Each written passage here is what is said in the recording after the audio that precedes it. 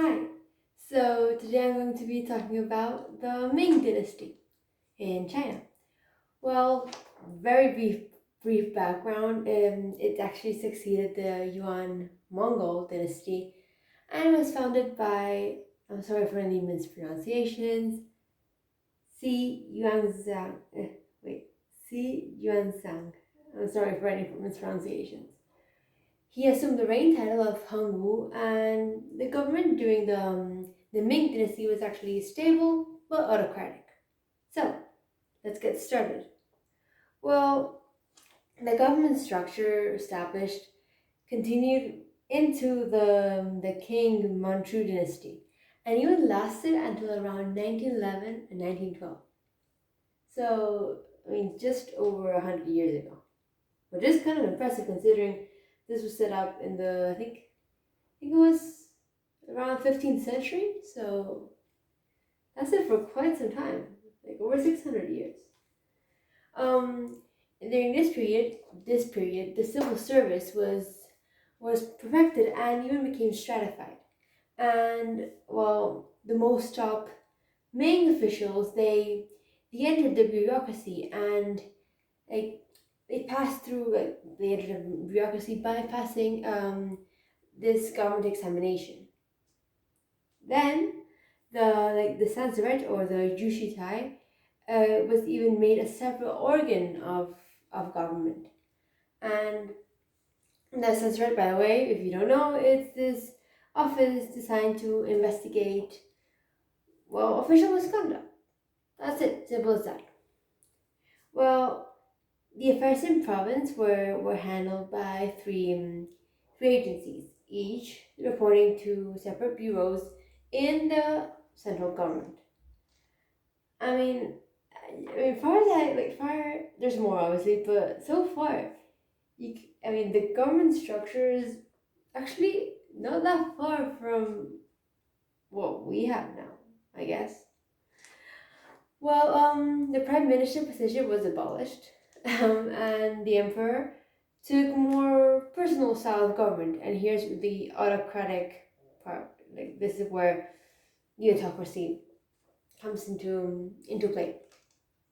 Well, the emperor ruled with the assistance of the appointed Nij or Grand Secretariat.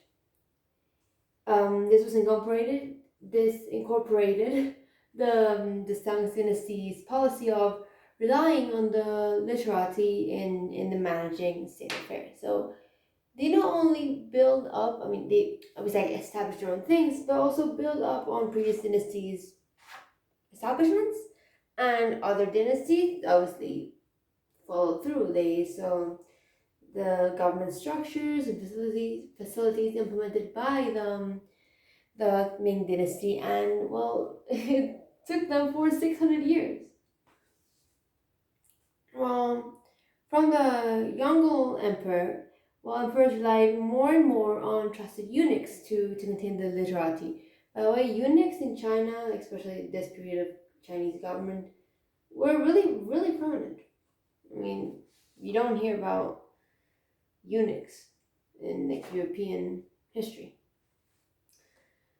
Punishment. They really developed punishment during this period. Punishment by flogging with a stick in court to humiliate civil officials was introduced.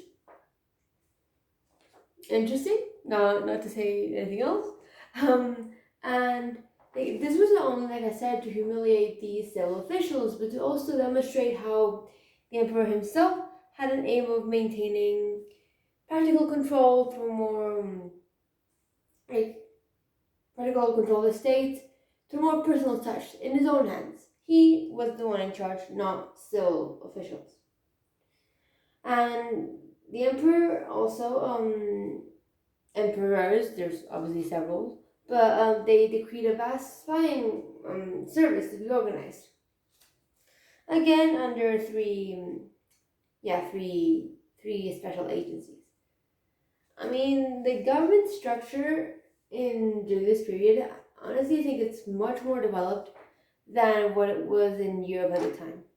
You compare European institutes, like government structures, and government out of the Ming Dynasty, and it's so much more developed.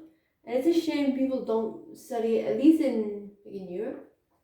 They don't really get a lot of study on the Ming Dynasty, on the government, because government there is, I mean, from what I've just told you, it's just quite interesting, and what's surprising is how developed it was. I really knew nothing about the Ming Dynasty before I researched this.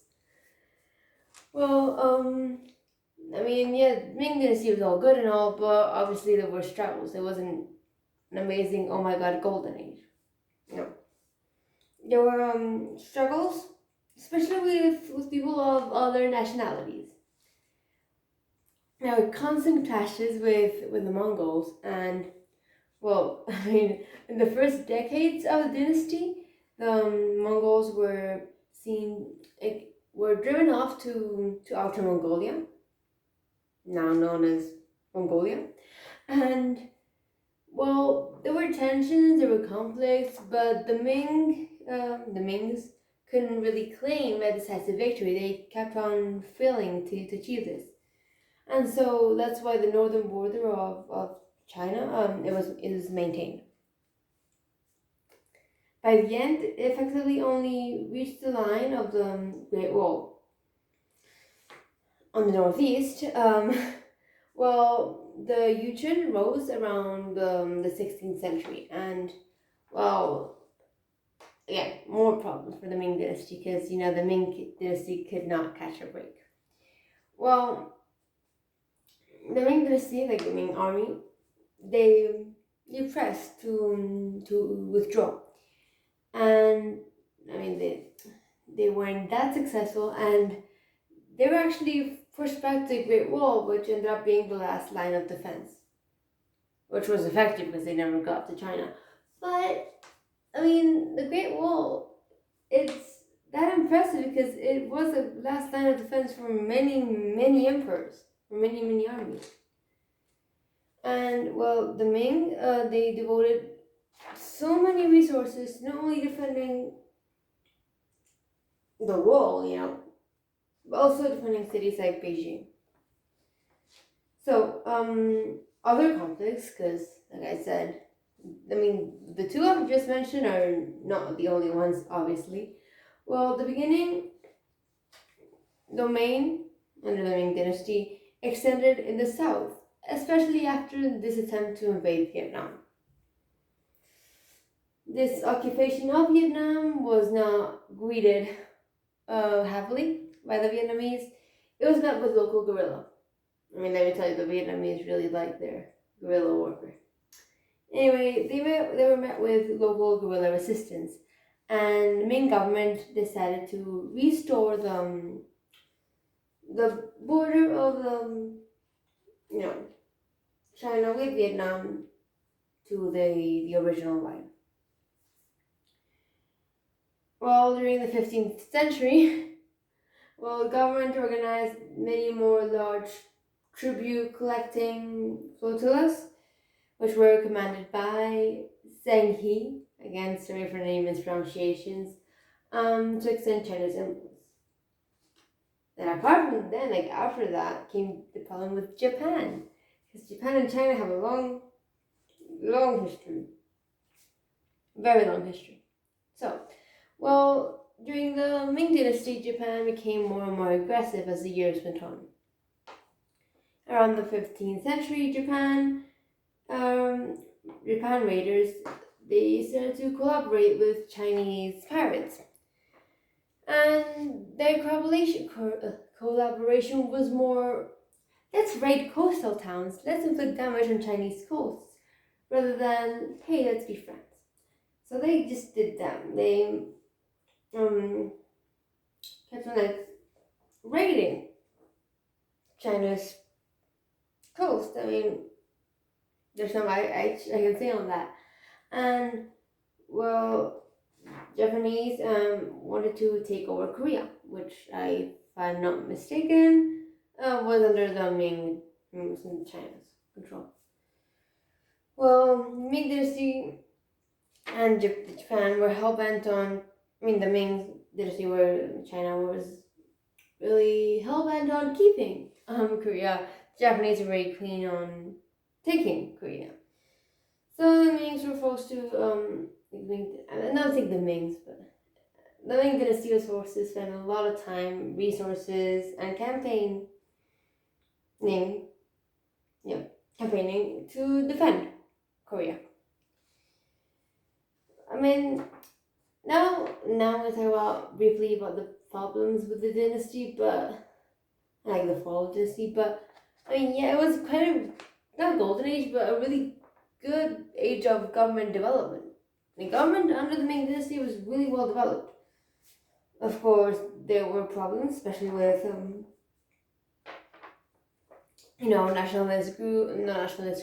other nationalities and foreign policy, especially regarding Japan.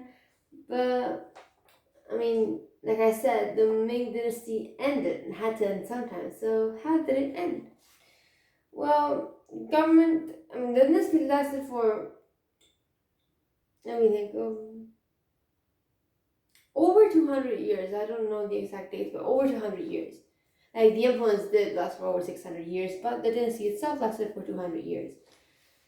By the end, government was quite weakened. There was factionalism, interference by the eunuchs I mentioned earlier. The population was rapidly growing, and the emperors just decided they didn't care and started not attending to government matters as much. In 1644, this guy said, okay, enough's enough, I'm going to try and invade.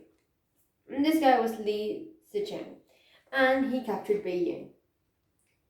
Well, local Ming military said to the Manchu tribes living, like they had entered China's northern borders, hey guys, can you give us some help, please? This guy has taken over Beijing, and we kind of need help taking it back. Well, the Manchu tribes were okay, fine. We'll help you. So they drove out Li Zicheng. And they said, you know what? We're kind of going to stay because we like it here. And then came the Qing Dynasty. Qing.